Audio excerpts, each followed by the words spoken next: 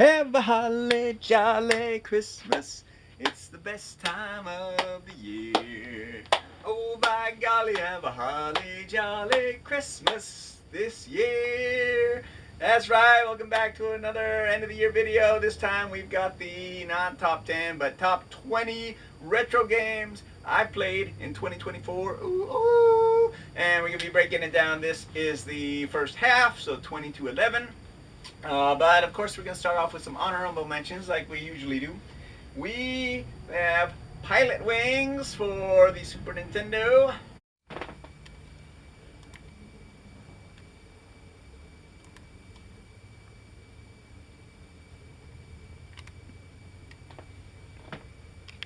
And Super Famicom here. And yeah, the demon was not slain. I cruised through all four of the first four levels, and once again foiled by that damn helicopter stage. It just controls like a fish in molasses, for lack of a better analogy. But helicopters in games generally suck. You veer to the left, you veer to the right. It's slow going. Those missiles are way too accurate, and even if you bomb a clear path, because I was close, but again, there are a few invisible ones under the trees when you get close to the base, and I was unable to do it, and at the end of the day I got pissed off and stopped. But had I beaten that, Pilot Wings would have been made the top 20 possibly. Next honorable mention goes out to Gyromite.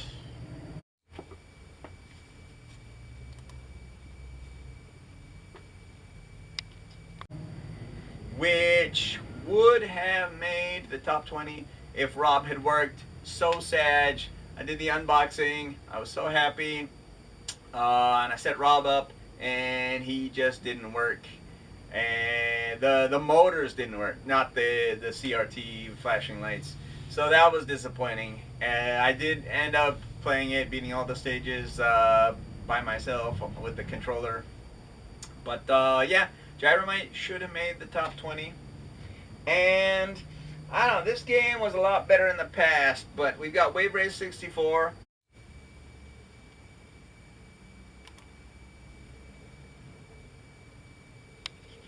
It still had the great wave physics and graphics, but for some reason it just didn't click this time. Maybe it's because not all the stages were unlocked.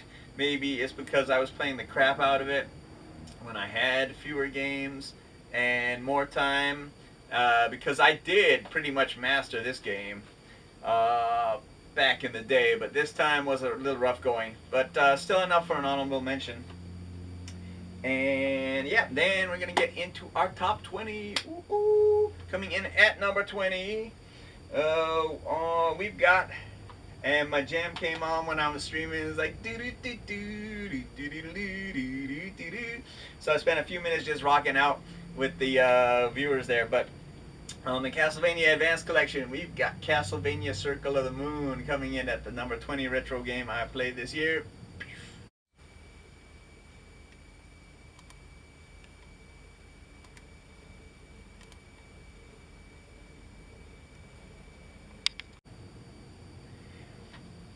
And yeah, I don't know what it is. If there's more of a delay effect with the whip, because 86. So yeah, 37 years I guess playing Castlevania. I'm used to the delayed whip by now. But yeah, it seems just a little bit more pronounced. I don't know if that's the collection or not, because there is Harmony and Dissonance and Area of Sorrow and Dracula X, which I haven't played.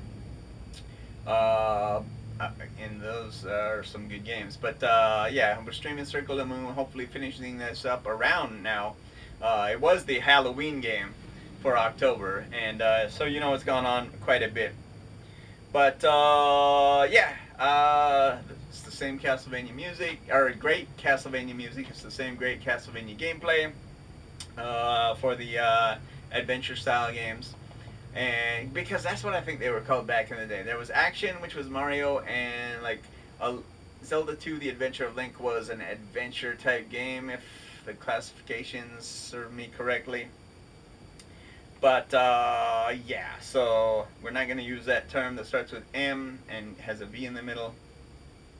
But yeah, Castlevania Circle of the Moon gets my number 20 game retro game of the year. And before we go any further, as always, these are my respective feelings on how they felt to playing them this year.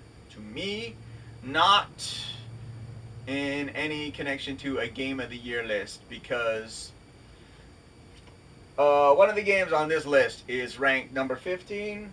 Yes, and it's one of my favorite games of all time. So there's no way that, you know, this has no connection to the all-time best games of all time.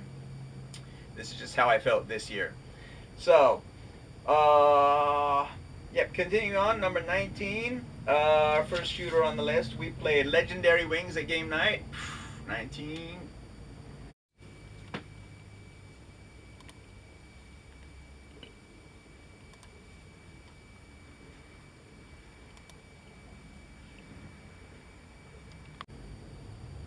And you can see some screenshots there.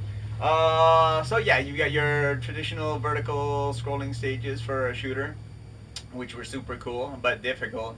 And then you got your side-scrolling action, more of like a Contra or maybe Bionic Commando or Mega Man, and until you beat the mid-level boss. So it varies the gameplay and it's pretty cool. Uh, yeah, I don't know much more to say about that. If you get a chance, play Legendary Wings for the arcade. You won't regret it. Number 18, also an arcade classic. Time Crisis 3 comes in at number 18.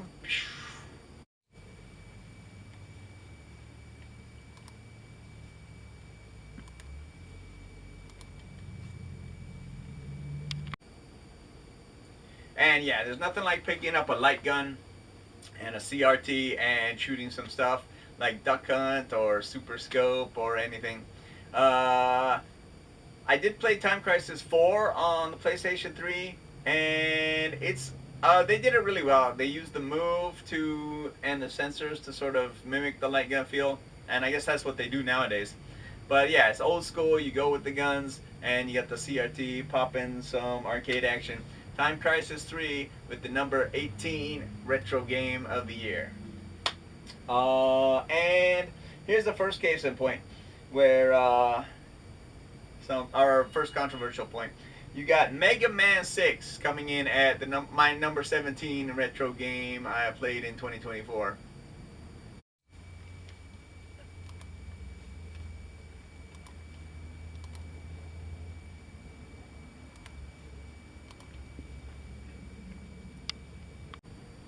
And I don't know. I just thought for a Mega Man game, the level design, which was good, seemed a little bit easy. And the game overall seemed a little bit easier than what I'm used to. Not saying it's a bad game. And it was fun. And I don't know why I had to play 4, 5, and 6 on the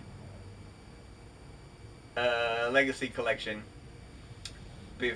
during Mega Man, before I got to my anniversary live stream. And I don't know why I had to do it in that order. But yeah, I played 4, played 5, I played 6, and 6. Again, great bosses, designed by the fans, so that was cool. And I did beat everything with the lemons in the Buster Only challenge for the challenges. So that was super hard, but I mean, yeah, it's a great game, don't get me wrong, but I think it was a little bit easy. I can see why a lot of people like Mega Man 6, but at the same time, it wasn't my favorite Mega Man, if you catch what I'm saying. Anyway, still a great game. My number 17 retro game I played in 2024. And there we go. Number 16, way back in Final Fantasy February, I streamed Final Fantasy VIII Remastered on a PS4. And this comes in at my number 16.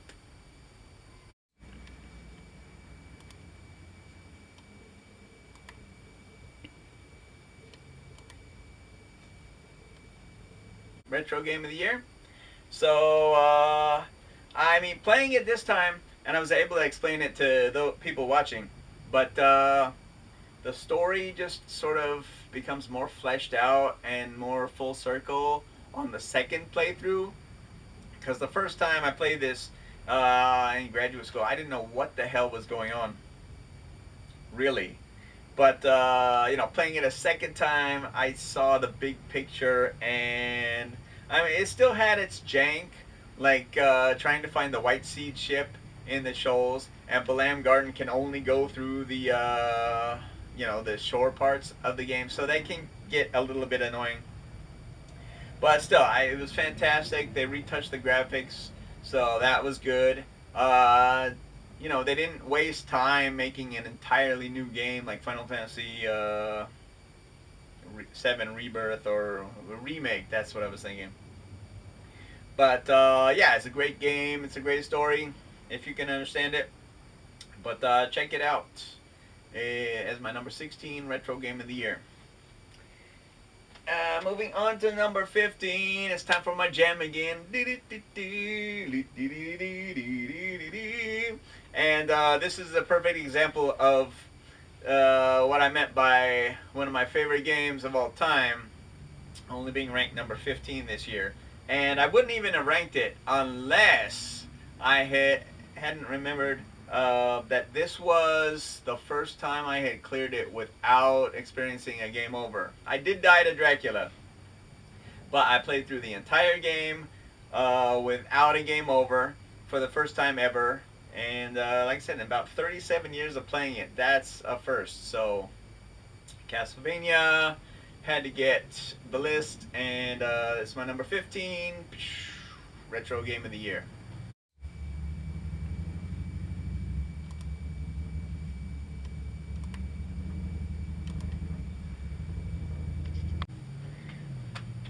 Okay, moving on. Number 14 retro game of the year.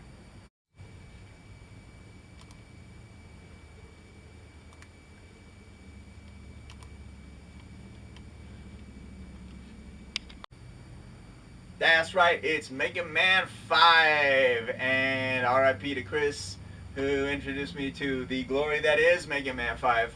And that's the game that introduced me to the Fortress stages, which I'm aware they appeared with Cossack in Mega Man 4, but it was the first time I'd experienced it. And it's got a train boss. You can't not love that. But the boss designs are great. Again, it's possible to beat him with a Buster only challenge, but it's pretty difficult. And yeah, you make the game. The bosses in the Proto Man Fortress are a little bit difficult, but you collect all the letters, you get your beat robot, and the game is just a cakewalk after that. But yeah, I mean, Mega Man 5 is great. It's got the same great action. It's got, I think it's got better level design than either 6 or 4. And yeah, it gets my number 14 retro game of the year for 2024. Then we've got our second shooter on the list, number 13. We've got the Great Maho Daisakusen.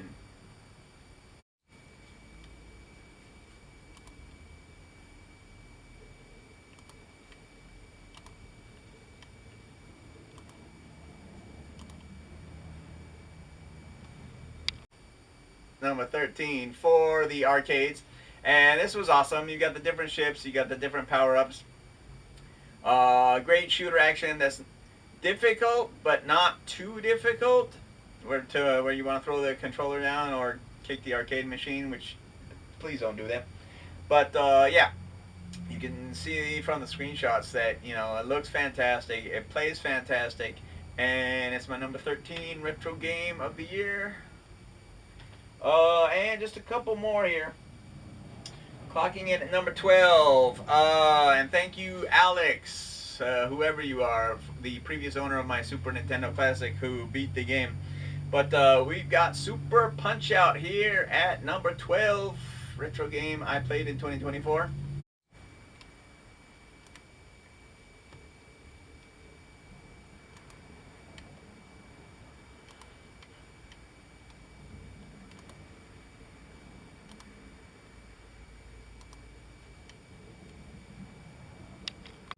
And I didn't realize that there was a Super Punch Out in the arcade. But I mean, the characters are so colorful.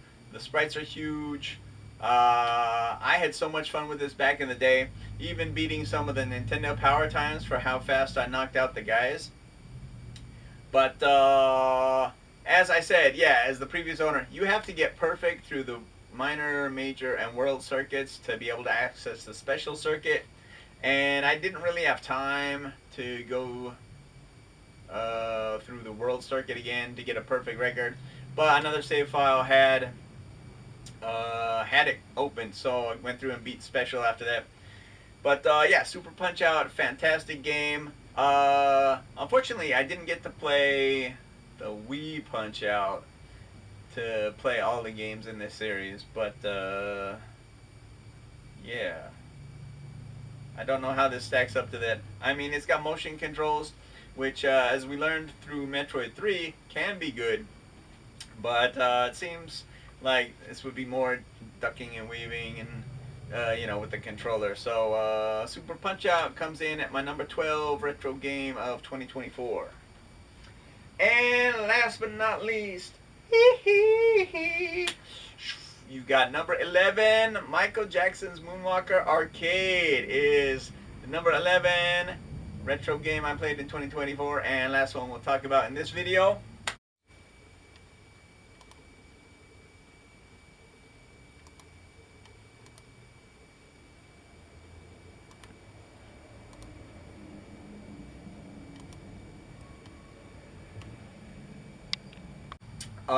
It's just up and awesome. You put coin in. Of course, apparently the board will save credits, so you don't want to do that. It will eat up the the battery. But the game is awesome, and I thought it was awesome way back in the arcade days. I just didn't have enough quarters to, it is a quarter muncher. But yeah, you can just sit there on screen. I don't recall there being a timer. I may be wrong. But you can just rock out to the music, because each stage has its different Michael Jackson music playing, which is awesome. And then you go through, you punch or use magic to defeat the enemies, and then you hit the special button and he throws his hat, and the enemies start dancing. I don't know if it's random or if there's a set order, but they do different dances. So that's awesome. And it's one of those strange games where you can have 3 players. You got him in the white suit, classic smooth criminal suit. There's a black suit and a red suit. And I don't know why there wasn't a 4th player option, but yeah, you can go around, and it's awesome. Definitely must play. And I don't know why they didn't release that for the Genesis when they released the other Michael Jackson game, which was like side-scrolling, and still good, and I still want to get that at some point. But yeah, Michael Jackson Arcade, my number 11 retro game of the year. And on that note, we're gonna take a break to reload. Let me know. Well, I'm gonna ask for this in the next video, but let me know your top retro games of 2024 in the comments. Until next time, stay tuned for the top 10, and thanks for watching. Keep dancing.